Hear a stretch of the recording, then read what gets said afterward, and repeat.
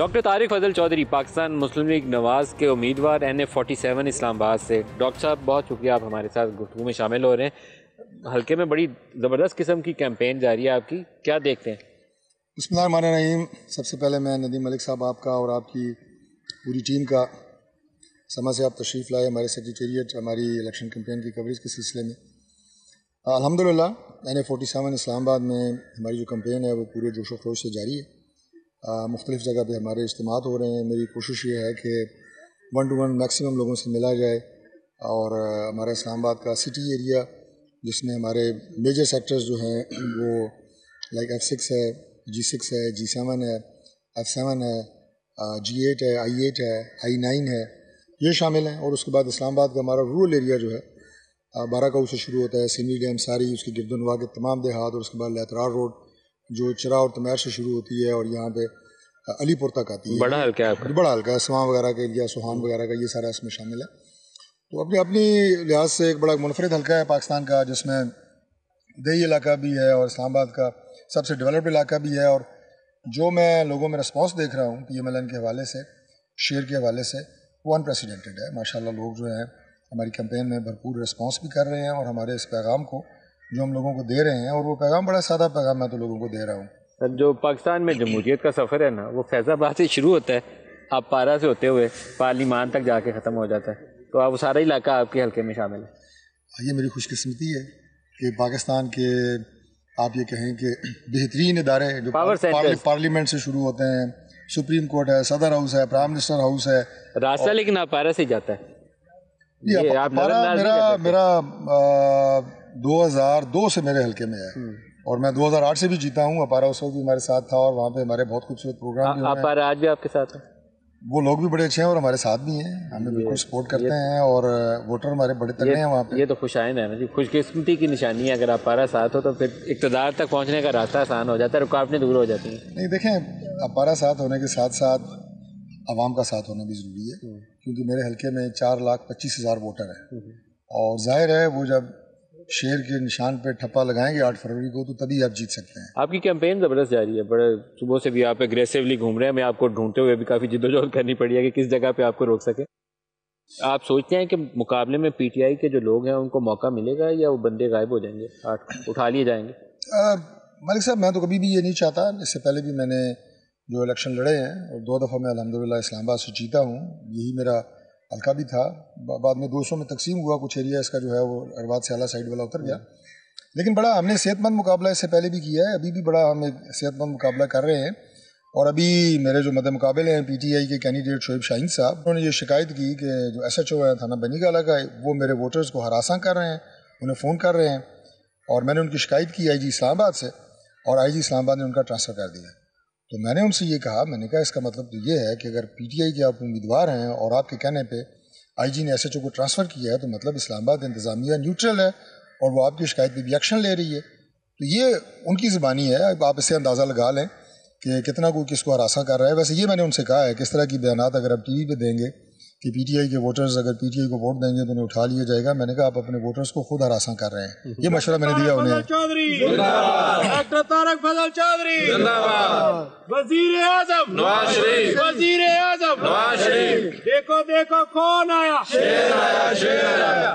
8 فروری کو آپ کس پارٹی کو دیکھتے ہیں کہ ایٹ لیسٹ سادہ اکثریت کے قریب پہنچ جائے گی؟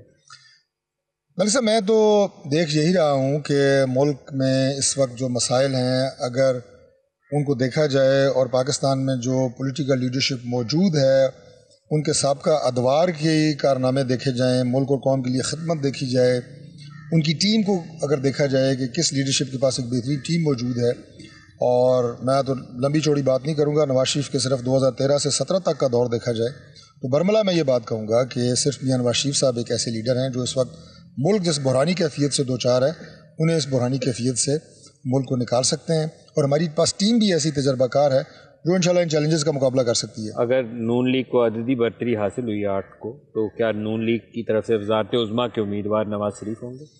دیکھیے، ہمارے جو پارٹی صدر ہیں اور سابق وزیر اعظم ہیں میاں شہباز شریف صاحب، اگر وہ برملا یہ بات کہہ رہے ہیں کہ مسلم لیگ نون کے آئندہ جو پرائم منسٹر ہوں گے وہ میاں نواز شریف صاحب ہوں گے، تو میرا خیال ہے کسی کو کوئی شک نہیں رہنا چاہیے۔ پارٹی بھی اس بات کے اوپر پوری کیمپین کر رہی ہے کہ نواز شریف ہمارے چوتھی دفعہ انشاءاللہ ملک کے پرائم منسٹر بنیں گے، اور عددی اکثریت نہیں، میں یقین رکھتا ہوں لوگوں کو رسپانس دیکھتے ہوئے کہ انشاءاللہ تعالیٰ سادہ اکثریت مسلم لیگ نون اگلے الیکشن میں قومی اسمبلی کے انتخابات میں لے لے گی۔ بظاہر ایک تاثر ہے کہ پی ٹی آئی کے پاس سپورٹ موجود ہے، لیکن 8 فروری کو شاید ان کی تنظیم جو ہے زمین پہ موجود نہیں ہوگی، اس لیے وہ ڈس ایڈوانٹیج ہوں گے۔ یہ گراؤنڈ ریالٹی ہے، پتہ نہیں آپ اس سے اتفاق کرتے ہیں کہ نہیں، لیکن صورتحال کچھ ایسی ہے۔ دیکھیے پی ٹی آئی کے لیے جو بھی چیلنجز آج جن کا آپ نے ذکر کیا بنے ہوئے ہیں، یا پی ٹی آئی کے پاس آج اگر بیٹ کا نشان نہیں ہے تو اس میں کسی سیاسی جماعت کا کوئی عمل دخل نہیں ہے، نہ کسی کی کوششوں سے یہ ہوا ہے۔ پی ٹی آئی نے اپنی ضد اور اپنی انا کی وجہ سے اپنا نشان بھی کھویا ہے۔ الیکشن کمیشن میں جو بھی سیاسی جماعتیں اپنے آپ کا اندراج کراتی ہیں اور وہاں سے سمبل لیتی ہیں، وہ الیکشن کمیشن کے ضوابط اور ان کے قوانین کی پابند ہوتی ہیں۔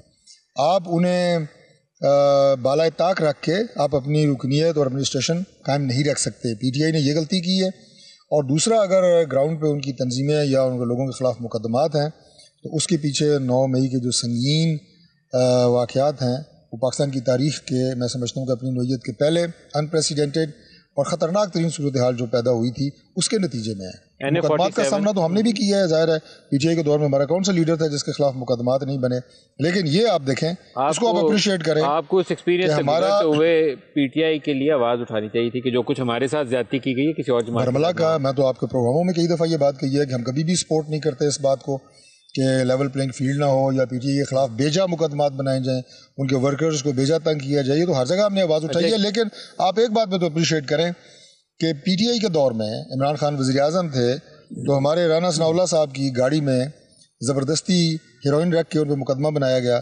رانا ثناء اللہ وزیر داخلہ بنے لیکن انہوں نے پی ٹی آئی کے کسی ممبر کی گاڑی سے ہیروئن نہیں نکالی، اسے تو اپریشیٹ کریں۔ NA-47 سے اگر عوام آپ کو منتخب کرتے ہیں تو کون سا ایسا تحفہ آپ دینا چاہیں گے کہ میں آؤں گا اس دفعہ تو یہ اس علاقے کے لیے کام کرتے جاؤں گا؟ دیکھیے ہمارا جو، جیسے میں نے پہلے کہا کہ اس حلقے کی ڈائنامکس کو مد نظر رکھتے ہوئے سب سے زیادہ جو مسائل حل طلب ہیں وہ ہمارے اسلام آباد کے دیہی علاقے کے، اور وہ اس لیے بھی بڑھ رہے ہیں چونکہ اسلام آباد میں بہت زیادہ مائیگریشن پچھلے 8 سے 10 سال میں ہوئی ہے۔ جتنے بھی ہم نے حل کیے اپنے پچھلے ادوار میں، آبادی بڑھنے کی وجہ سے ابھی تک مسائل جو ہیں وہ مکمل طور پہ حل نہیں ہوئے۔ حالانکہ میں نے جب میاں نواز شریف صاحب پرائم منسٹر تھے، میں خود وزیر تھا، 160 دیہات کو ہم نے صرف سوئی گیس دی تھی، باقی روڈ، سڑکیں، پانی کی اسکیمیں، بجلی کی اسکیمیں یہ اس سے الگ تھیں، لیکن آج بھی وہ کام مزید حل طلب ہیں۔ اس کے علاوہ اسلام آباد کا ایک بہت بڑا مسئلہ کچھی آبادیوں کا ہے، جو ہمارے اسلام آباد کے سٹی ایریا میں بھی ہیں، رورل ایریا بھی میں بڑی امام کے ساتھ مسلم کالونی ہے، وہاں پہ ایک جلسہ کر کے آ رہا ہوں۔ ان کا مسئلہ مستقل بنیادوں پہ کوئی مالکانہ حقوق دے کے ان کو ہمیشہ کے لیے، ان کے بچوں کو بھی ایک مستقل چھت دینا، ان کے لیے وہ سہولیات پیدا کرنا، یہ میں سمجھتا ہوں کہ ہماری قوانین ذمہ داری اس حوالے سے ہوگی۔